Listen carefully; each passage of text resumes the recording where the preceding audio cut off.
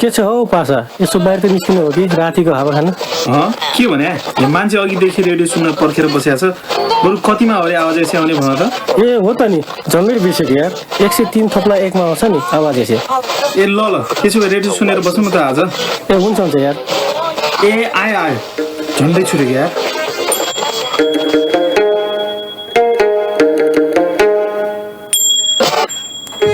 तपाईहरुले पनि बिर्सिनु होला नि फेरि यो हो आवाज यसै 103.1 मेगाहर्ज हरेक शुक्रबार रातिको 9:30 बजेदेखि 10:30 बजेसम्म।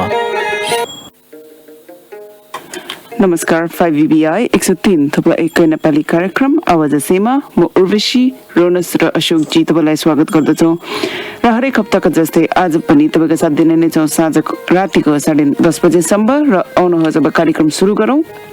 यो राष्ट्रिय गानसँग र गीतको बोल छ बारीको कान्लो।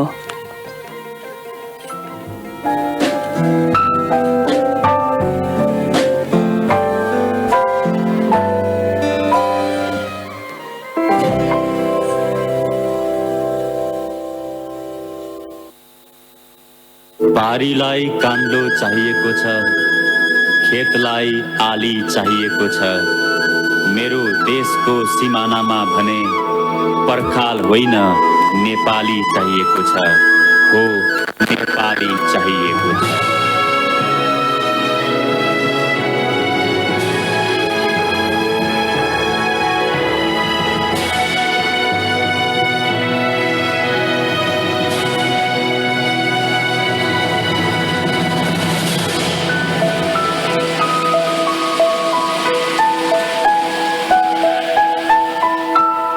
बारीको कान्लो मिचियो केही बोलिन त्यो छिमेकी थियो गाह्रो पर्दा काम लाग्ने त्यही त थियो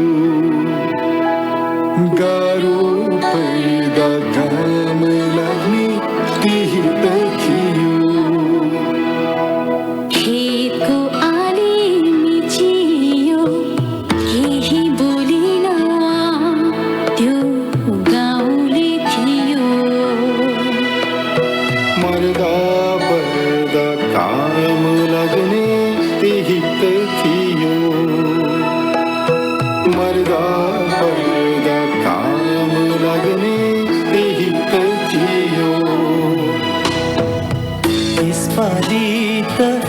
जम्मै भो देशमै जियो देशमै जियो मेरो देशमै जियो देशमै जियो मेरो देशमै जियो।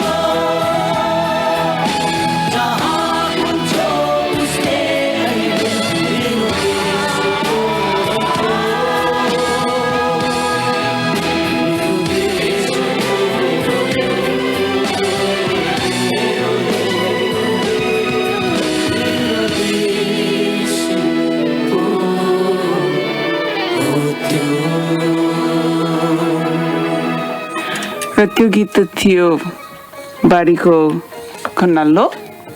र अब अशोकजी एज युजुअल हाम्रो सन्दर्भमा के हुँदैछ?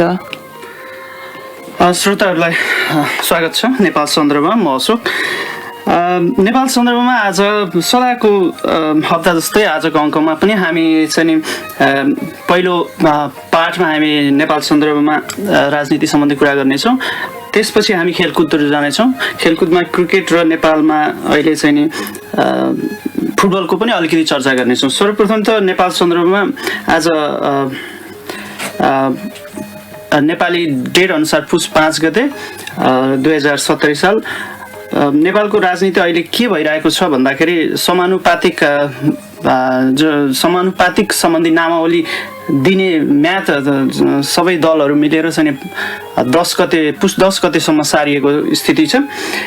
अनि त्यसपछि अहिले चाहिँ नेपाली कङ्ग्रेस, नेकपा माओवादी अनि लगायत एमालेको चाहिँ नि कसरी चाहिँ नि सरकार गठन गर्ने भन्ने कुरामै विभिन्न चाहिँ नि मिटिङहरू हुने गरेको छ। यसमा अहिले चाहिँ नि प्रमुख दल काङ्ग्रेस र एमाले जुन नजिक थिए पहिला, जुन विभिन्न हाम्रो हेर्दाखेरि उनीहरूको चाहिँ नि संहिताको मुद्दालाई हेर्दा पनि उनीहरू नजिक देखिन्थे। तर अहिलेको स्थितिमा सरकारको हिसाबमा नेकपा एमाले भन्छ फ्रेस म्यान्डेट लिएर जाउँ र राष्ट्रपति परिवर्तन गर्नु पर्यो नि गरौँ भन्ने उसको धारणाप्रति नेपाली कङ्ग्रेस अलिकति नमानेको स्थिति देखिएको हुँदा नेपाली कङ्ग्रेस र माओवादी अहिले नजिकिएका छन् र राजनीति अहिले चाहिँ नि त्यसैमा बढी चाहिँ नि फोकस भइरहेको छ। यद्यपि काङ्ग्रेस नेपाली कङ्ग्रेसका विभिन्न चाहिँ मिटिङहरू, केन्द्रीय स्तरका मिटिङहरूमा पनि अब जस्तो अहिले नामावली सार्वजनिक गर्ने क्रममा विभिन्न टीका टिप्पणीहरू उठेका छन्। के कसरी नाम पठाउने आदि इत्यादि, कसरी चाहिँ महिलाहरूलाई गर्ने र युवा पिँढीलाई कसरी चाहिँ समेट्ने भन्ने वाद विवाद पनि चर्किएको, केन्द्रीय स्तरमा चर्किएको अवस्था छ। यता माओवादीतिर पनि पहिला चाहिँ सुरुमा यो चाहिँ निर्वाचन पुनरावलोकन हुनुपर्छ भनेर चाहिँ गरिरहेको स्थितिमा अहिले चाहिँ पछिल्लो अवस्थामा चाहिँ उच्च स्तरीय छानबिन जुन चाहिँ कुनै पनि दलसँग सम्बन्धित नभएको उच्च स्तरीय छानबिन समिति गठन गर्नुपर्छ भन्ने स्थिति, उसको हट अहिले हल्का परिवर्तन भएर चाहिँ नेपाली कङ्ग्रेससँग यदि सहकारी गर्न चाहन्छ भने संसदीय चाहिँ पहिलो संविधान सभामा जुन बस्ने बैठकबाट संसदीय पद्धतिद्वारा छानबिन आयोग गठन गर्न चाहिँ सहमति भएको चाहिँ हुने जस्तो चाहिँ सङ्केतहरू देखा परेका छन्। अनि यदि काङ्ग्रेसको चाहिँ सरकारमा यदि माओवादी जान्छ भने त्यसले पनि माओवादीलाई फाइदा पुग्ने जस्तो देखिन्छ। किन भन्दाखेरि उच्च स्तरीय राजनीतिक समितिको संयोजकमा प्रचण्डलाई राख्न सकिने भनेर काङ्ग्रेसले चाहिँ दिइरहेको छ, चाहिँ अलिकति ग्रिन सिग्नलहरू दिएको छ। त्यस्तै गरी सत्य निरूपण तथा मेलमिलाप आयोग गठन गर्ने भन्ने पनि यो बुदामा पनि उनीहरूको चाहिँ सहमत भइसकेको छ। किन भन्दाखेरि जुन सत्य निरूपण तथा मेलमिलाप आयोग भनेको चाहिँ पहिला जुन द्वन्द्वकालमा जुन मारिएका द्वन्द्वकालमा जस्ता अब जसले पीडक र चाहिँ पीडित पक्ष बीचको जुन त्यसको लागि हो यो सत्य निरूपण भन्ने आयोग। अनि त्यसमा चाहिँ त्यतिखेर नेपाली कङ्ग्रेस तपाईँको यदि सरकारमा थियो र माओवादी चाहिँ तत्कालीन माओवादी चाहिँ 10 वर्ष जनयुद्धमा थियो। त्यस्तै हिसाबले पनि दुवै पक्ष सम्बन्धित भएको हिसाबले पनि उनीहरू नजिक देखिएका छन् अहिले। यसरी अहिले पछिल्लो राजनीतिमा एमाले अलिकति टाढिएको जस्तो देखिएको छ।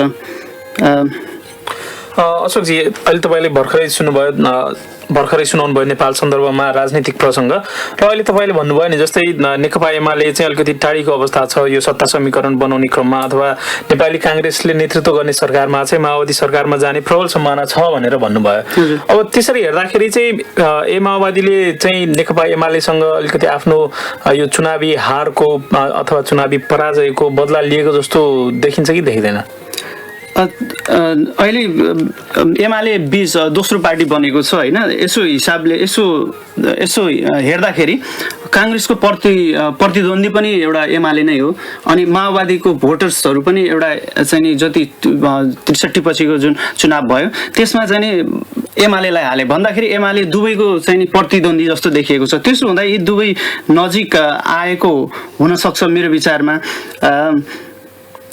त्यति नै भनौँ। भनेपछि जस्तै अब योभन्दा अघिल्लो संविधान सभाको निर्वाचन भएपछि त्यो संविधान सभाको अवधिभित्रमा चाहिँ विभिन्न सरकारहरू बने र विभिन्न सरकारहरू बन्ने क्रममा विभिन्न पार्टी जो चाहिँ सरकार बाहिर रहे सत्ता बाहिर रहे उनीहरूले चाहिँ अरूको गठबन्धनलाई अपवित्र गठबन्धन भन्दै आएका थिए र त्यसमा ए माओवादी पनि पहिलो नम्बरमा थियो जसले चाहिँ आफू बाहेकको अरूको गठबन्धनलाई अपवित्र गठबन्धन भनेर भन्ने गरेका थिए।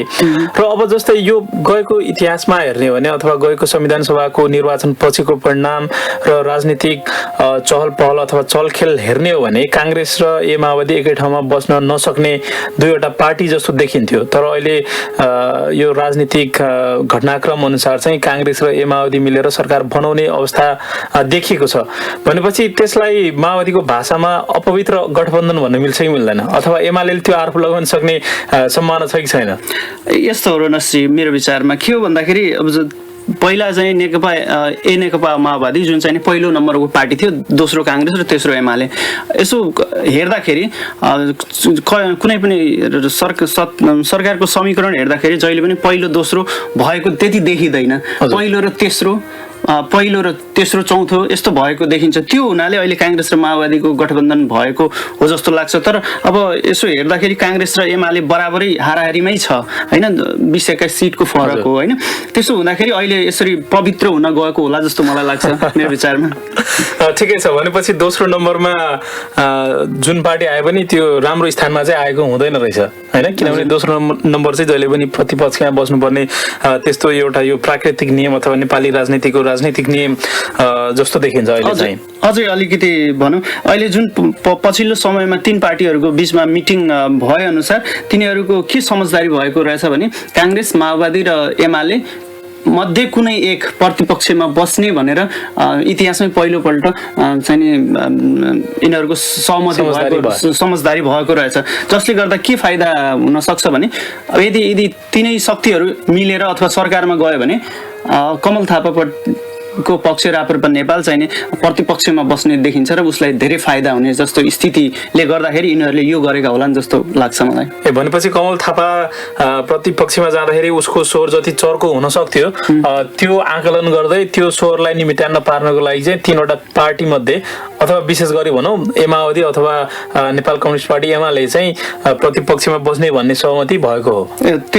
ठ्याक्कै त्यही तपाईँले भने श्रोताहरू, अहिले हामीले तपाईँलाई सुनाउँदै थियौँ नेपाल सन्दर्भ र नेपाल सन्दर्भको पहिलो भागमा हामीले राजनीतिक प्रसङ्ग केही सुनायौँ र हामीले गएको महिना तपाईँहरूलाई विभिन्न मिस्ट्रिजहरू जुन रहस्यमय घटनाहरू छन् इतिहासमा र जसको समाधान अहिलेसम्म भएको छैन र तीमध्ये कतिपय घटनाहरूको समस्याको समाधान अथवा घटना कसरी घट्यो भन्ने कुराको रहस्योद्घाटन अहिले बिस्तारै विभिन्न खोजहरू मार्फत हुँदैछ र त्यसमध्ये आज हामी तपाईँहरूलाई करिब 3वटा त्यस्ता रहस्यमय घटनाहरूको बारेमा के कस्ता अनुसन्धानहरू भयो भन्ने कुरा जानकारी गराउँछौँ र तर त्योभन्दा पहिला तपाईँहरूलाई हामी अर्को एउटा साङ्गीतिक कोसेली पस्किन चाहन्छौँ र यो साङ्गीतिक कोसेली आशा छ तपाईँहरूले मनोरञ्जन गर्नुहुनेछ।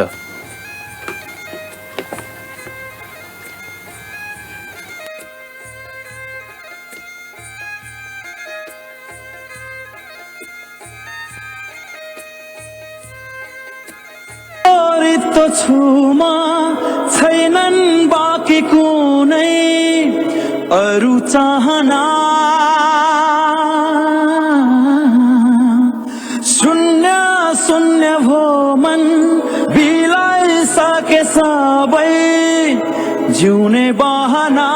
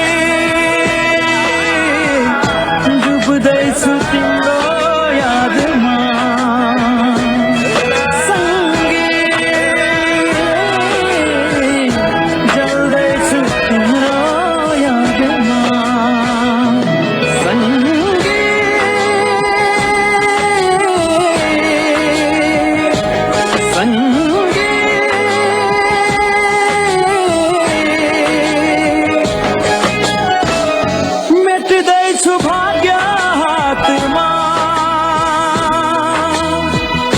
मेटिँदैछु भाग्य हातमा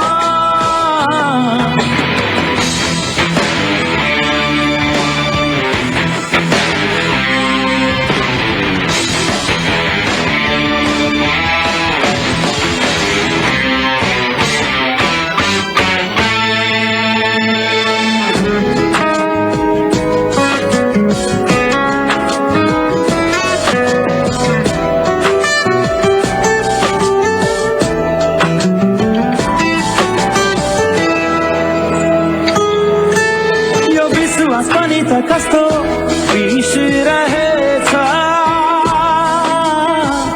आँखमै मार्यो मेरा आशाहरू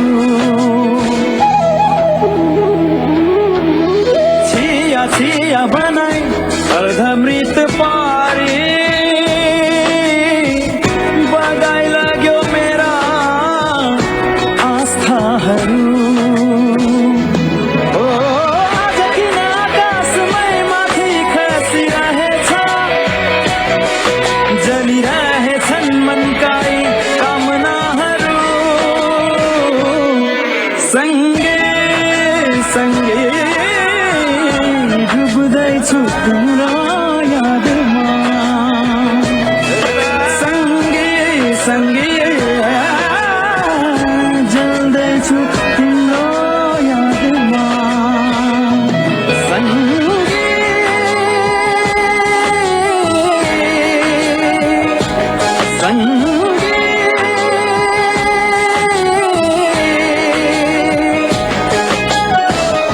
मेटिँदैछु भाग्य हातमा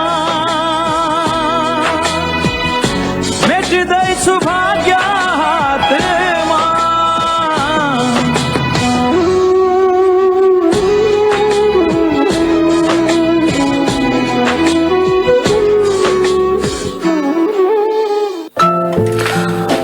श्रोताहरू यो गीतपछि तपाईँलाई कार्यक्रममा फेरि स्वागत छ र तपाईँहरू सुन्दै हुनुहुन्छ आवाज यसै 103.1 मेगाहर्ज र यो आउने गर्छ हरेक शुक्रबार रातिको 9:30 बजेदेखि 10:30 बजेसम्म र अझै पनि नेपाल सन्दर्भमै छौँ हामी र नेपाल सन्दर्भको पहिलो श्रृङ्खलामा हामीले सुन्यौँ नेपाली राजनीति र नेपाली राजनीतिमा अहिले सत्ता समीकरण कसरी बन्दैछ नेकपा एकीकृत नेकपा माओवादी र कांग्रेसले कसरी समीकरण बनाउने सम्भावना छ र एमाले किन प्रतिपक्षमा जाँदैछ भन्ने कुरा अलिकति विश्लेषण गर्नुभयो अशोकजीले र अशोकजी अब हामीसँग नेपाल सन्दर्भमा रहेको दोस्रो भागमा तपाईँले खेलकुद छ भनेर भन्नुभयो त्यसकारणले त्यसबारेमा के छ त हाम्रो श्रोताहरूलाई यसो भनिदिनुहोस् न खेलकुदमा सदा जस्तै हामी क्रिकेट लिन्थ्यौँ तर आज हाम्रो फुटबल पनि रहेको छ यसमा ब्याड न्युज पनि छ र गुड न्युज पनि अवश्य छ होइन यसलाई पनि यो सेकेन्ड भागलाई नै दुई भागमा विभाजन गरेका छौँ पहिलो चाहिँ नि खेलकुदमा तपाईँको फुटबल र त्यसपछि क्रिकेटको कुरा गर्नेछौँ सर्वप्रथम त नेपालले अहिले चाहिँ डिसेम्बर 2013 को जुन फिफाले र्याङ्क आफूले प्रस्तुत गरेको छ त्यसमा नेपाल 7 स्थान तल परेको र 172 स्थानमा परेको छ जुन चाहिँ पाकिस्तान पनि सेमै उस्तै लेभलमा छ एसियाली राष्ट्रहरू मध्ये विशेष गरी साउथ एसियन राष्ट्रहरू सबै आफ्नो स्तरहरू खस्केको स्थिति रहेको छ अनि एसियाको चाहिँ 38 चाहिँ नि 38औं स्थानमा रहेको छ त्यस्तै गरी गत साता सम्पन्न एनसेल कप लिग चरणको खेलमा जुन फाइनल खेल भएको थियो जुन मनाङ मर्स्याङ्दी बीच र बोइज युनियन बीच त्यसमा चाहिँ मनाङ मर्स्याङ्दीले फेरि पनि लगातार दोस्रो जित हासिल गरेको छ जसले चाहिँ 117 मिनेटमा बोइज युनियनलाई 1-0 को अन्तरले जित दर्ता गर्यो त्यस जितले गर्दा 15 लाख उसले प्राप्त गर्यो भने दोस्रो हुनेले चाहिँ बोइज युनियनले 7 लाख प्राप्त गर्यो त्यो रह्यो एनसेल कप जुन काठमाडौँमा गत साता सम्पन्न भएको बारे अब त्यसपछि अर्को गुड न्युज छ यदि तपाईँ काठमाडौँमा हुनुहुन्छ भने अर्थात् तपाईँ एडिलेडका रिलेटिभ्सहरू काठमाडौँमा हुनुहुन्छ भने खबर गरिदिनुहोस् अथवा तपाईँले पक्कै थाहा पाउनु भएको होला भोलि चाहिँ FIFA world cup trophy Nepal आउँदैछ जुन चाहिँ नि 2 बजेदेखि 4 बजेसम्म दशरथ रङ्गशालामा राखिने जानकारी आएको छ। यो चाहिँ नि नेपालको इतिहासमै पहिलो पटक हो जुन चाहिँ नि अहिले यो दोस्रो चरणको, पहिला पनि फिफाले वर्ल्ड टुर गरेको रहेछ, यो दोस्रो चरणमा नेपाल परेको हुनाले त्यसको भोलि आउने जानकारी छ। 2 बजेदेखि 4 बजेसम्म दशरथ रङ्गशालामा पहिला चाहिँ नि भुटान हुँदै, जुन डिसेम्बर 20 आज भुटान हुँदै काठमाडौँ आउने छ र त्यसपछि इन्डियातिर लाग्नेछ। त्यो त भयो फिफा वर्ल्ड कप ट्रफी टुरको बारेमा। त्यसपछि अब क्रिकेटतिर जान चाहन्छु श्रोताहरू। तपाईँहरूलाई थाहा छँदैछ हाम्रो नेपाल 2020मा सिलेक्ट भइसकेको छ, जुन चाहिँ 2014 मार्चमा हुने बङ्गलादेशमा हुने 2020 वर्ल्ड कप खेल्न जाँदैछ। त्यस्तै गरी फेरि जुन जनवरी 13 देखि फेब्रुअरी 1 सम्म वन डे विश्वकप छनौट न्युजिल्यान्डमा हुन गइरहेको छ। यस खेलको लागि पनि नेपाल आउँदैछ। यस खेलको लागि अभ्यास म्याचको लागि अहिले नेपाली क्रिकेट टोली श्रीलङ्काको कोलम्बोमा छ, जहाँ चाहिँ 4 अभ्यास म्याच खेल्दैछ, जुनमा 2 अभ्यास म्याच हिजो र आज खेलिएका थिए। दुवैमा नेपालले राम्रोसँग जित हासिल गरेको छ। आजको खेलमा चाहिँ निकै कडा प्रतिस्पर्धा, अन्तिम ओभरमा अन्तिममा निकै प्रतिस्पर्धा भएको थियो, जसमा शक्ति गौचनले चाहिँ जित हासिल गर्न निकै लास्ट अन्तिम समयमा उनले निकै राम्रो प्रदर्शन गरेका थिए र विनोद भण्डारीले उत्कृष्ट 29 बलमै चाहिँ 52 रनको चाहिँ अर्धशतकीय पार खेलेर नेपाललाई दोस्रो चाहिँ जित हासिल गरेका थिए। श्रीलङ्काको क्रिकेट क्लबको कुरा गर्दाखेरि श्रोताहरू, यो कुनै त्यस्तो पहिला इन्डियामा अभ्यास म्याच खेले जस्तो चाहिँ अलिकति तल्लो स्तरको नभएर यो चाहिँ राष्ट्रिय स्तरमा खेल्ने चाहिँ राष्ट्रिय टोलीमा सामेल भएका खेलाडीहरूले भरिएको भन्दा पनि 2-4 वटा खेलाडीहरू पक्कै भएको टिम हो। त्यसले गर्दा अब न्युजिल्यान्डमा हुने चाहिँ छनौट खेलमा नेपालले राम्रै प्रदर्शन गर्न सक्छ भन्ने हामीले आशा लिएका छौँ। यति मात्रै आजको नेपाल सन्दर्भमा। अब फेरि अर्को नयाँ प्रस्तुति साथ अर्को हप्ता आउने बाचाका साथ अहिलेको नेपाल सन्दर्भ यही बिटमा चाहन्छु। हस्त अशोकजी, नेपाल सन्दर्भको लागि धेरै धेरै धन्यवाद। र श्रोताहरू, अशोकजीले अघि सन्दर्भमा भन्नुभयो जस्तै इतिहासमा पहिलो पटक विश्वकप ट्रफी चाहिँ नेपाल भ्रमणमा निस्किएको छ। आज भुटानबाट नेपालतर्फ प्रस्थान हुँदैछ। त्यसकारणले फुटबल प्रेमी दर्शकहरूको लागि फुटबल विश्वको सर्वोच्च फुटबल खेल फिफाको ट्रफी हेर्न पाउने एकदम अमूल्य समय पनि हो जस्तो लाग्छ र एकदम राम्रो अवसर पनि हो। र यदि तपाईँहरू नेपालमा हुनुहुन्छ अथवा तपाईँका कोही चिनेका साथीभाइ इष्टमित्रहरू नेपालमा हुनुहुन्छ भने त्यो मौका नगुमाउनको लागि हामी अनुरोध गर्दछौँ। र श्रोताहरू, अघि नै हामीले तपाईँहरूलाई अवगत गराए अनुसार इतिहासमा धेरै रहस्यहरू छन् जसको कुनै समाधान अहिलेसम्म भएको छैन र त्यसको खोजी गर्ने कार्यक्रम अहिले पनि जारी छ। तर आज हामी तपाईहरूलाई 3 वटा रहस्यको बारेमा अलिकति जानकारी दिनेछौँ र त्यो रहस्यहरूमा पहिलो रहस्य रहेको छ बर्मुडा ट्रायङ्गल, जसको बारेमा हामीले अघिल्लो महिना बताएका थियौँ कि एउटा महासागरमा 3 वटा बिन्दुहरू रहेको छ र त्यो 3 वटा बिन्दुहरूबाट एउटा ट्रायङ्गल को निर्माण हुन्छ र त्यो ट्रायङ्गल अहिलेसम्म रहस्यमय नै छ। त्यसकारणले त्यो किन रहस्यमय भन्ने कुरा तपाईँहरूले थाहा पाउनको लागि हाम्रो कार्यक्रम अझै धेरै बेर सुन्नुपर्ने हुन्छ। र दोस्रोमा रहेको छ डीबी कुपर भन्ने एकजना व्यक्ति जसले चाहिँ प्लेन हाइज्याक गरेका थिए र प्लेन हाइज्याक गरिसकेपछि प्लेन रिफ्युलिङको क्रममा कुनै एउटा बीचको सहरमा अवतरण गराउँदाखेरि चाहिँ त्यो व्यक्ति प्लेनबाट गायब भइसकेको अवस्था थियो। तर रहस्यको कुरा यो थियो कि त्यो व्यक्ति त्यो प्लेनमा पनि फेला परेन र त्यो व्यक्तिको त्यसपछि कतै अत्तो-पत्तो पनि भएन।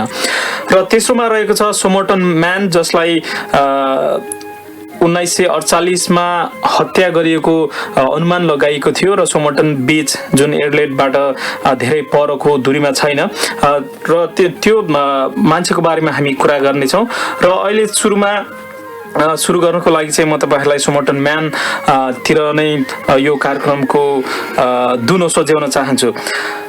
एडलेटको समर्थन बीचमा शंकास्पद मृत्यु भएको अवस्थामा भेटिएको पहिचान नखुलेको व्यक्तिलाई उनकै नर्स प्रेमिकाले हत्या गरेको हुन सक्ने अनुमान अनुसन्धानकर्ताहरूले लगाएका छन् र उल्लेख गरिएकी नर्स प्रेमिका एडलेटकै बासिन्दा रहेको तर तत्कालीन सोभियत संघको जासुस पनि हुन सक्ने अनुमान पनि गरेको छ।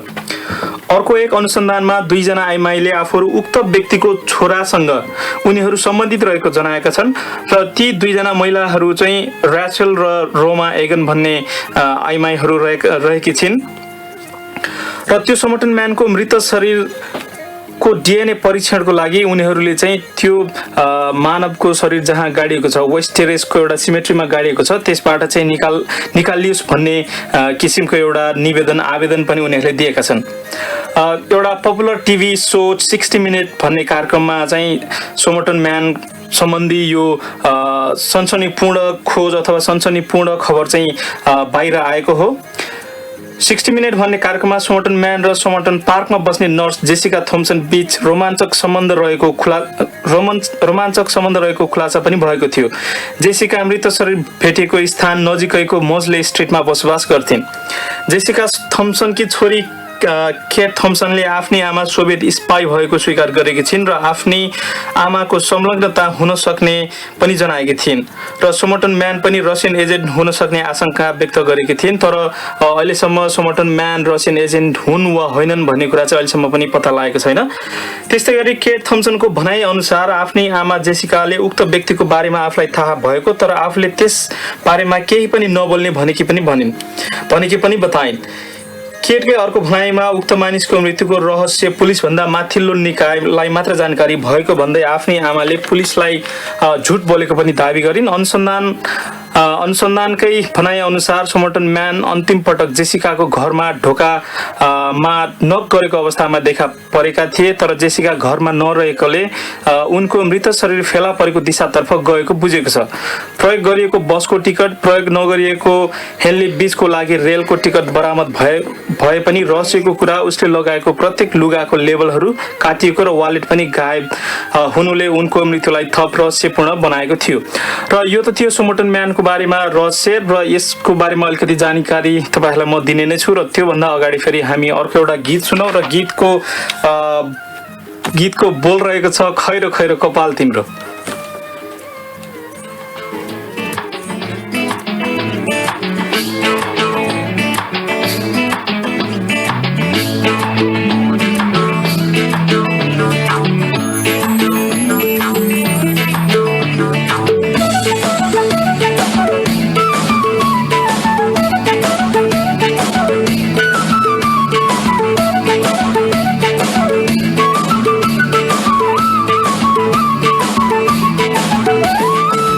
खैरो खैरो कपाल तिम्रो जुन जस्तो रूप तिम्रो आहा पिपल पातेको छ अनि सुन्दर मुस्कान तिम्रो।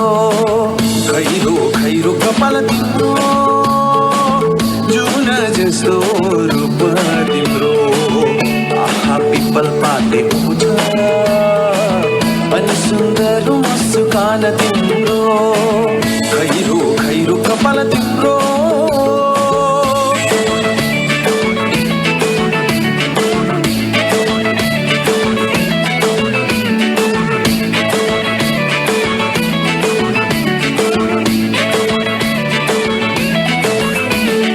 कति मिठो बोली तिम्रो चञ्चल आनी बानी चोरी चोरी हेर्छौ मलाई लाज मानी मानी।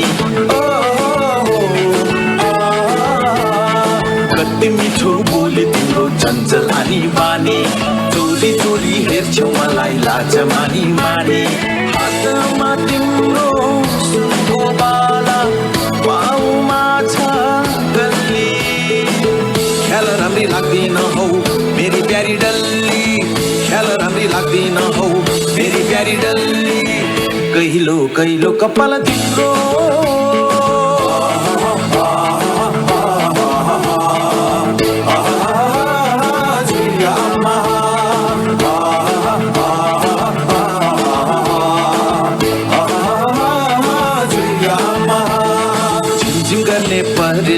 गाजल ती आँखा साह्रै राम्री नेप्टी मोरी चाँदी जस्ता दाँत झिमझिम गर्ने परेलीमा गाजलती आँखा साह्रै राम्री नेप्टी मोरी चाँदी जस्ता दाँत कसरी बयान गर्नु हिरा हौ कि मोती अङ्गालोमा बाँधिदेऊ न आई मेरी ढोक्सी अङ्गालोमा बाँधिदेऊ न आई मेरी ढोक्सी कहिलो कहिलो कपाल तिम्रो जुन जस्तो रूप तिम्रो आहा पिपल पातेको छ अनि सुन्दर मुस्कान तिम्रो कहिलो कहिलो कपाल तिम्रो जुन जस्तो रूप तिम्रो आहा पिपल पातेको छ अनि सुन्दर मुस्कान तिम्रो खैरो खैरो कपाल तिम्रो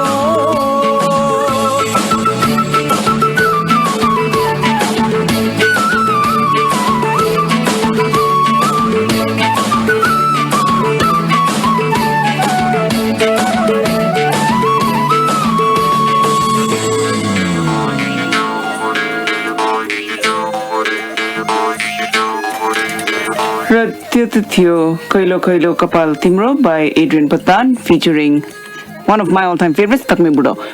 र अब म लग्ने छु तपाईँलाई एडलेडबाट सात समुद्र पार अमेरिका। र यो चाहिँ नोभेम्बर 24, 1971 भएको थियो, जहाँ एउटा कसैले नचिन्ने मानिसले एउटा एयरलाइन टिकट किन्नुभयो, त्यो पनि under the name Dan Cooper. र उहाँ प्लेनको पछाडि भागमा गएर बस्नुभयो होइन। र त्यहाँ चाहिँ उसले एउटा भड्का अर्डर गर्नुभयो, स्कच र सोडा, र he minded his own business. र उसले एउटा एयर होस्टेस आउँदाखेरि उसको एयर होस्टेसलाई एउटा नोट सानो चिठी दिनुभयो। र एयर होस्टेसले यस्तो हेऱ्यो अन्त बिचरा अब एक्लो बिजनेसम्यान होला भनेर त्यो नोट नखोलिकन उसको झोलामा हाल्यो। त्यति बेला चाहिँ अन्त ड्यान कुपरले त्यो नोट म भएको भए त्यो खोलेर हेर्थेँ, miss you better look at the note, I have a bomb भन्यो होइन।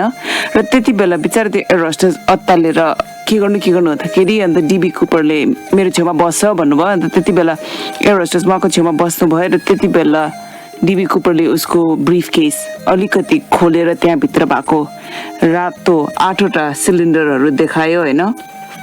र त्यति बेला एयर होस्टेसलाई उहाँले भन्नुभयो मलाई $200,000, 4टा प्यारासुट, र हामी सियाटलमा ल्यान्ड गर्दाखेरि माथि पेट्रोल फर द प्लेन चाहिन्छ भनेर। र एयर होस्टेस ककपिटमा उसको पाइलटलाई यो इन्फर्मेसनहरू दिनु गयो। र पाइलटले एयर ट्राफिक कन्ट्रोललाई उहाँको डिमान्ड्सहरू भन्यो। र एयर ट्राफिक कन्ट्रोलले लोकल र फेडरल अथोरिटिजहरूलाई र साँझको 5:24 जाँदाखेरि कुपरको सबै डिमान्ड्सहरू मिट भएको थियो। र त्यति बेला फेरि अन्त 15 मिनटपछि प्लेन सियाटलमा ल्यान्ड गर्यो। र यहाँ चाहिँ कुपरले उसको पाइलटलाई एकदम उज्यालो भएको ठाउँमा चाहिँ गएर प्लेन ल्यान्ड गर्नु भन्यो। र भित्रको सबै लाइट्सहरू अफ गर्नु, किन भन्दाखेरि चाहिँ बाहिर इनकेस अब पुलिसहरूले उनीहरूको स्नाइपरहरू राखेको छ भने भित्र देख्न सक्दैन त्यो बत्ती र अन्धेरोले गर्दाखेरि भनेर। र उसले सियाटलमा जब उसको प्यारासुट र पैसाहरू पायो, उसले त्यति बेला मात्रै he let all the 36 passengers and the flight attendants to leave। र उनीहरूले त्यति बेला चाहिँ भित्र बसेर त्यो क्याप्टन को पाइलट र एउटा एयर होस्टेस भित्र बसेर चाहिँ डिसाइड गरे उनीहरू न्यू मेक्सिको जाने भनेर। र उनीहरू रिनो निभाडाको लस भेगसको छेउमा रिनो भन्ने सिटीमा चाहिँ रोकेर फेरि ट्याङ्क रिफ्युल गर्ने भनेर। र उनीहरू उड्दै त्यति बेला उनीहरूको ककपिटमा एउटा वार्निङ फ्ल्यास बत्ती इन्डिकेट गर्यो कि पछाडि त्यो एयर स्टेयर चलाएको थियो भनेर। तर डरको माराको त्यहाँ ककपिटबाट पनि निक्लेन। तर उनीहरू जब रिनोमा ल्यान्ड गर्यो, Cooper was nowhere to be found. र उनीहरूले त्यसपछि हुन्छ नि सबै एरियाजहरू पनि खोज्यो, कुपरलाई पाउँदा पनि पाएन, त्यो $200,000 पनि पाएन होइन। र यो मिस्ट्री चाहिँ अहिलेसम्म अनसल्भ छ। मान्छेहरूले अस्ति भन्दै थियो कि आई थिङ्क मिड 80s उनीहरूको त्यो पैसा अलिकति जङ्गलमा पाएको थियो भनेर। तर FBI still haven't been able to locate Cooper न त त्यो पैसा so it's still an unsolved mystery र अहिलेसम्म कसैलाई थाहा छैन कि डीबी कुपरले किन त्यो पैसा माग्यो, अहिले कहाँ छ र त्यो पैसाको के गर्यो भनेर चाहिँ इट्स स्टिल द मिस्ट्री। र अब खोइ प्लेनबाट त हामफाल्यो तर कहाँ गयो भनेर चाहिँ अहिलेसम्म कसैलाई केही थाहा छैन। अशोकजी, रोनसजी, that was the end of DB Cooper होइन? श्रोताहरू, यो थियो अर्को रहस्य नम्बर 2 आजको लागि। र अघि नै मैले भने रहस्य नम्बर 1 जुन हामीले समर्थन म्यानको बारेमा कुराकानी गरेको थियौँ, त्यसको बारेमा केही समय पछाडि हामी तपाईँलाई फेरि थप जानकारी दिने नै छौँ। त्योभन्दा अगाडि सुनौ अलिकति कम्युनिटी न्युज।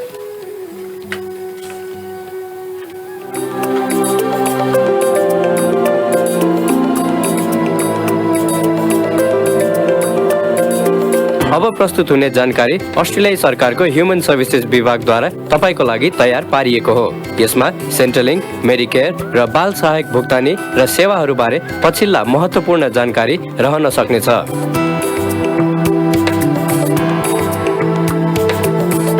सेन्ट्रलिङ्क, मेडिकेयर र चाइल्ड सपोर्ट लगायतका सेवा उपलब्ध गराउने department of human services Christmas, नयाँ वर्ष र अस्ट्रेलिया दिवसको बिदाको समयमा केही दिनका लागि बन्द रहनेछन्।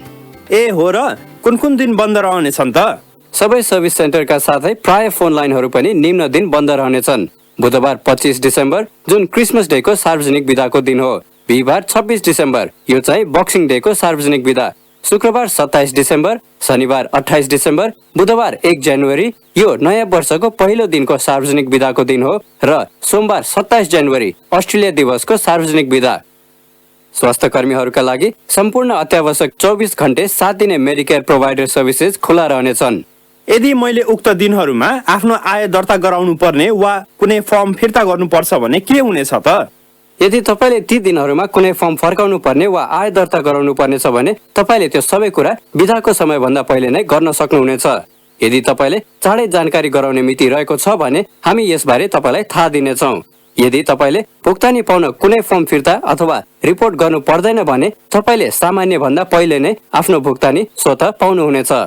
के मेरो चाइल्ड सपोर्ट भुक्तानी माथि केही प्रभाव पर्ला त? क्रिसमस र नयाँ वर्षको बिदाको समयमा सीमित संख्यामा चाइल्ड सपोर्ट फोन जानकारी सेवाका साथै अत्यावश्यक स्थितिमा मद्दतको लागि कम संख्यामा कर्मचारीहरू उपलब्ध रहनेछन्। यो समयमा चाइल्ड सपोर्ट इन्फो सर्भिस र चाइल्ड सपोर्ट अनलाइन अकाउन्ट पनि उपलब्ध रहनेछन्। 24 डिसेम्बरमा हुने कुनै पनि भुक्तानीलाई 30 डिसेम्बर 2013 देखि रकम पाउनुपर्ने अभिभावक समक्ष ट्रान्सफर गरिनेछ।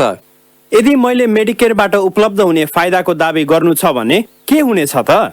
जब सर्भिस सेन्टरहरू बन्द रहनेछन् त्यो समयमा पनि तपाईँले आफ्नो मेडिकेयरबाट उपलब्ध हुने फाइदालाई आफ्नो डाक्टर समक्ष रकम तिर्ने बेलामा वा यदि तपाईँले इन्टरनेटमा मेडिकेयर अकाउन्टमा आफ्नो नाम दर्ता गराउनु भएको छ भने तपाईँले अनलाइन मार्फत दावी गर्न सक्नुहुनेछ। मलाई थाहा हुनुपर्ने अरू केही कुरा छ त? बिदाको समयमा अरू कुनै दिनमा पनि विभागका केही कार्यालयहरू बन्द रहन सक्नेछन्। कृपया आफ्नो स्थानीय सर्भिस सेन्टर समक्ष सोध्नुहोला। थप जानकारीको लागि humanservices.gov.au/holidays हेर्नुहोस्। आफ्नो भाषामा सेन्ट्रलिङ्क सेवा र भुक्तानी सम्बन्धी सहायताका लागि हामीलाई 131202 मा फोन गर्नुहोस् वा मेडिकेयर र चाइल्ड सपोर्ट सेवा बारे सहायताको लागि उल्थाकार सेवालाई 131450 मा फोन गर्नुहोस्। कल शुल्क टेलिफोन सेवा पुर्याउने संस्थामाथि निर्भर रहनेछ। सार्वजनिक टेलिफोन र मोबाइल फोनबाट गरिएका कलमा उच्च दर लाग्न सक्नेछ।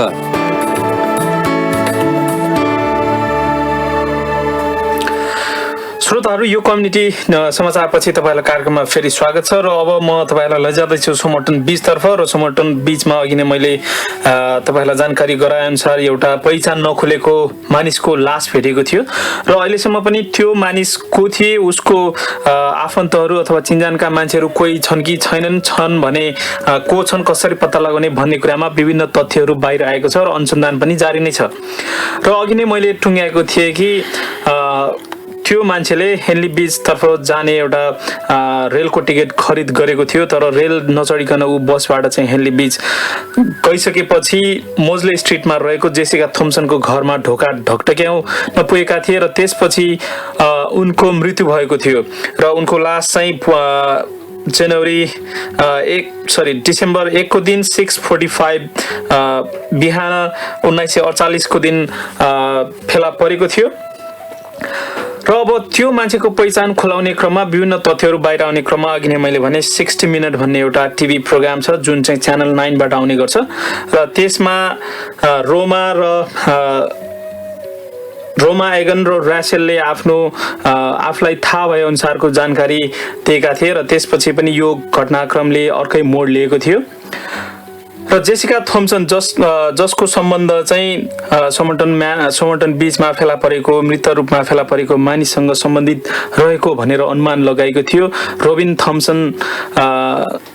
रोबिन थम्सन चाहिँ रोमा एगनका पिता थिए र रोमा एगनको भनाइ अनुसार नै जेसिकाले उसलाई समर्टन म्यानलाई चाहिँ विष खुवाएर मारेको हुन सक्ने भन्ने प्रारम्भिक अनुमान गरिएको छ तर जेसिका थम्सनको पनि मृत्यु 2007 मा भइसकेको हुनाले उसँग के कुरा निकाल्न सकिन्थ्यो अथवा उसलाई के जानकारी थियो भन्ने कुरा पनि खोतल्नको लागि त्यति सजिलो भएको अवस्था छैन र रोमा एगन जसले चाहिँ समर्टन म्यान आफ्नो हजुरबुवा रहेको दाबी गरेकी छिन् उसले चाहिँ वेस्ट टेरेसको सिमेट्रीबाट उसको लास बाहिर निकालेर डिएनए परीक्षण गरी पाऊँ भनेर एटर्नी जनरल जोन राव समक्ष आवेदन दिएकी थिइन् तर त्यो आवेदन चाहिँ रिजेक्ट भइसकेको अवस्था छ र त्यस्तै गरेर प्रोफेसर एबर्टले पनि त्यो मान्छेको शरीर अझै पनि बाहिर निकालेर डिएनए परीक्षण गराउन सकिन्छ जसको कारणले गर्दाखेरि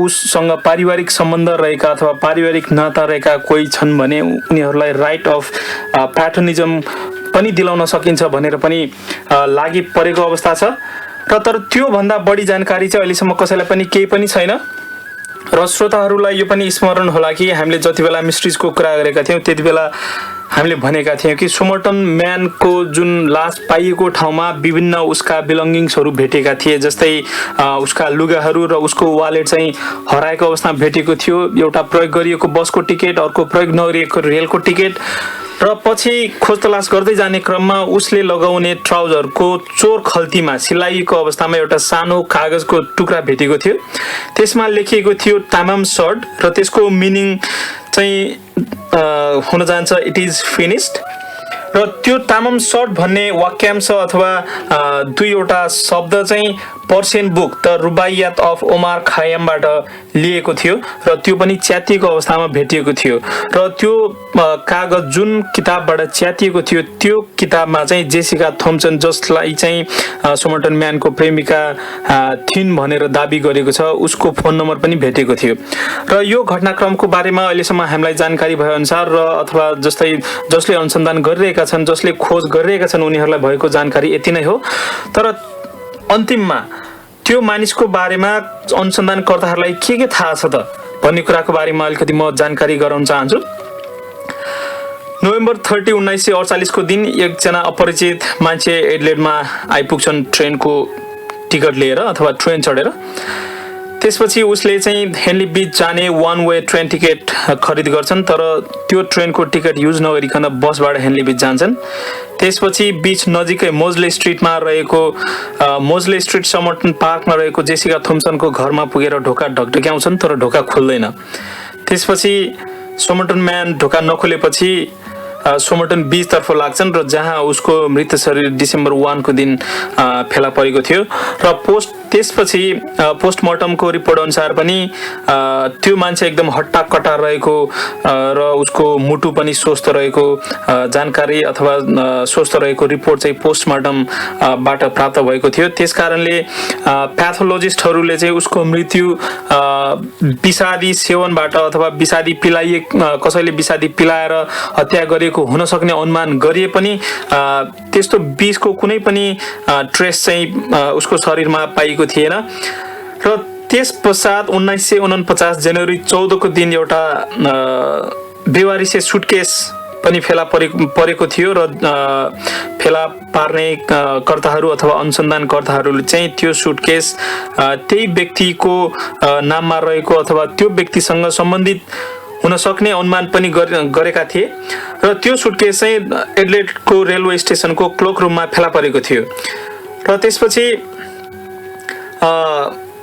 उसले लगाउने जुन लुगाहरू छ त्यो लुगाहरू चाहिँ कोट भित्र रहेको पनि अवस्थामा फेला परेको थियो र त्यसमा एकदम विशेष किसिमको स्टिचिङ जुन लुगा सिलाउने भनिन्छ, लुगा सिलाउँदा प्रयोग गर्ने टाँकाहरू छ, त्यो टाँकाहरू प्रयोग गरिएको एउटा कोट पनि भेटेको थियो र त्यो कोटमा प्रयोग भएको टाँका चाहिँ युएसमा मात्र बनाइने अथवा युएसमा मात्र हुने किसिमको त्यस्तो लुगा फेला पारेका थिए, जसले गर्दाखेरि चाहिँ उनीहरूको प्रारम्भिक अनुमान जुन थियो सोभियत स्पाई एजेन्ट हुन् कि भन्ने त्यसमा पनि अलिकति प्रश्न चिन्ह खडा गरेको थियो। त्यसपछि जुन 1949 को दिन त्यो मान्छेको मृत्यु चाहिँ कसरी भयो भन्ने कुरा को कुनै निचोड ननिकालिकन ओपन फाइन्डिङ चाहिँ जुन पब्लिकको माझमा दिएको थियो, जस्तै त्यो मान्छेको मृत्यु भयो तर कसरी भयो भन्ने कुरा चाहिँ हामीले पत्ता लगाउन सकेनौँ भनेर कोर्नेल इन्क्वेस्टले 1949 जुनमा चाहिँ त्यो जानकारी सर्वसाधारणलाई गराएका थिए र जुलाई 2000 र त्यसपछि उसको शरीर चाहिँ वेस्ट टेरेसको सिमेट्रीमा लगेर गाडिएको थियो र अहिले त्यही सिमेट्रीबाट चाहिँ रोमा एगन भन्ने आइमाईले चाहिँ त्यो मान्छे आफ्नो हजुरबुवा भएको हुन सक्ने अनुमान गर्दै डिएनए परीक्षणको लागि शरीर त्यसबाट बाहिर निकाली पाऊँ भनेर आवेदन दिएकी थिइन्, तर त्यो आवेदन अहिले रिजेक्ट भएको अवस्था छ र त्यसपछि घटनाक्रमले कुनै पनि प्रगति पाउन सकेको छैन। श्रोताहरू, यो त रहेको थियो सोमोटन म्यानको बारेमा रहेको अनसल्भ मिस्ट्री र यसपछि फेरि हामी तपाईँहरूलाई सुनाउँदैछौँ अर्को एउटा गीत र गीतको बोल के रहेको छ अशोकजी? अशोकजीलाई थाहा छैन तर मलाई थाहा छ। यो गीतको बोल चाहिँ नक्कले कान्छाको भन्ने हो र यसलाई स्वर दिनु भएको छ तारा लिम्बुजीले।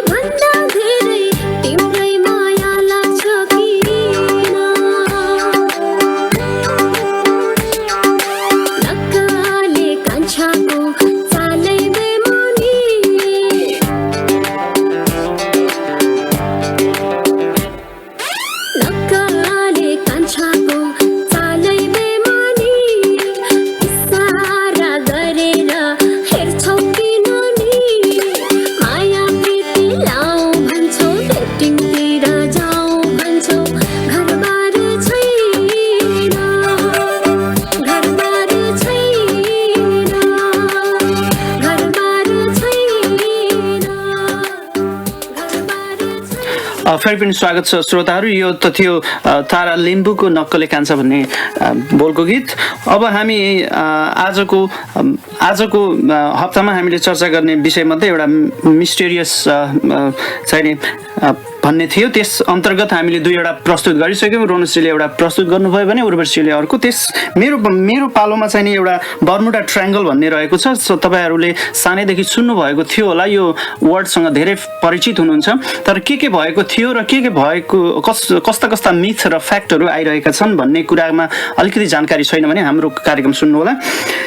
बर्मुडा ट्रायङ्गल, यसको भौगोलिक अवस्थिति कहाँ रहेको छ भन्ने कुरा जान्नु जरुरी छ। यो चाहिँ नि एटलान्टिक ओसनमा पर्दछ, जुन चाहिँ युरोपदेखि पश्चिमपट्टि र चाहिँ नि युएसदेखि पूर्वपट्टिको जुन कोस्टल एरिया छ त्यो बिचको एटलान्टिक ओसनको एउटा तीनवटा भुजमा तीनवटा चाहिँ नि त्रिकोण, त्यही भएर बर्मुडा ट्रायङ्गल भनिएको हो। यसको चाहिँ नि तीनवटा भर्टिसेसहरू कहाँ जोडिएको छ भन्दाखेरि फ्लोरिडाको एउटा चाहिँ मायामी, फ्लोरिडा राज्यको मायामी भन्ने एउटा भुजा, त्यस्तै गरी पेटोरिका अर्को, त्यस्तै गरी बर्मुडा आइल्यान्डमा रहेको बर्मुडा आइल्यान्डमा रहेको बर्मुडा भन्ने देशमा रहेको एउटा आइल्यान्ड को अर्को भुजा गरेर तीनवटा चाहिँ नि गरेर जोडिएर रहेको एउटा ट्रायङ्गल निर्माण भएको छ। एउटा यो इमेजिनेरी ट्रायङ्गल हो। यसको एरिया चाहिँ कुरा गर्दाखेरि 5 लाखदेखि 15 लाख वर्ग माइलसम्म चाहिँ नि रहेको भनेर हामीले पाइन्छ। अनि यसको सुरुवात कसरी भयो यो अनि के भयो त भन्ने कुराहरू गर्दाखेरि यहाँ धेरै प्लेनहरू, एयरक्राफ्ट अनि सिपहरू चाहिँ नि आफै डिसेपियर हुने, जुन डिसेपियर भन्ने भएको चाहिँ नि हामीले चाहिँ नि सुन्छौँ। त्यहाँ के भएको रहेछ पास्ट 5 सेन्चुरीमा भन्दाखेरि थाउजन्ड्स भन्दा बढी सिपहरू त्यहाँ भ्यानिस भएको, जुन आफै हराएर जाने त्यस्तो भएको चाहिँ नि पाइएको रहेछ। विशेष त हामीले 19th सेन्चुरी जुन 19औं शताब्दी पछि चाहिँ नि भएका कुराहरूलाई आधार मान्नुपर्ने हुन्छ, किन भन्दाखेरि त्यसमा चाहिँ नि प्रमाणहरू चाहिँ जुटाउन सजिलो हुन्छ। सर्वप्रथम त फ्लाइट 19 जुन चाहिँ युएस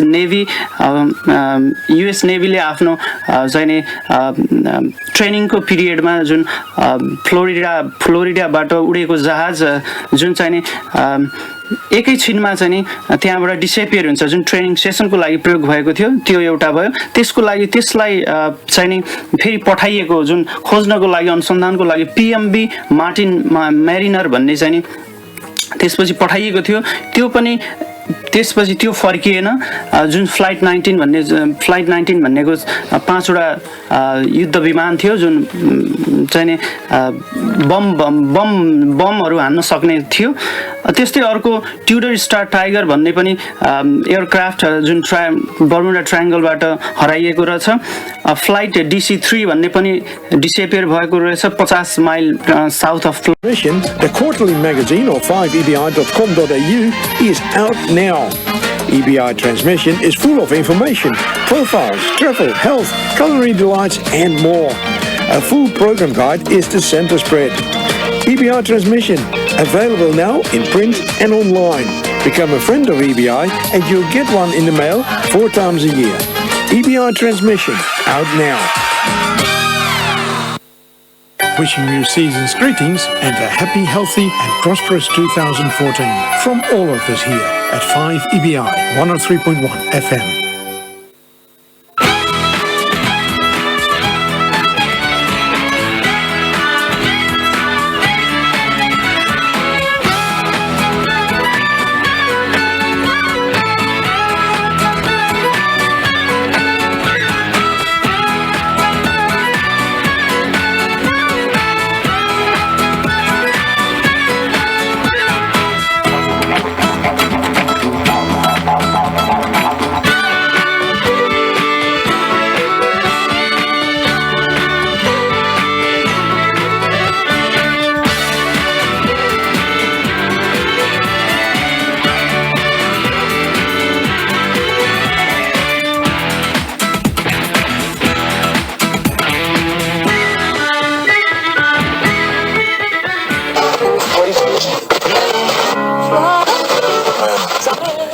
के छ हौ पासा यसो बाहिर त निस्किनु हो कि रातिको हावा खान के भने यो मान्छे अघिदेखि रेडियो सुन्न पर्खेर बसेको छ बरु कतिमा हो रे आवाज यसै आउने भन त ए हो त नि झन्डै बिर्सेको यार 103 थप्ला 1 मा आउँछ नि आवाज यसै ए ल त्यसो भए रेडियो सुनेर बसौँ न त आज ए हुन्छ यार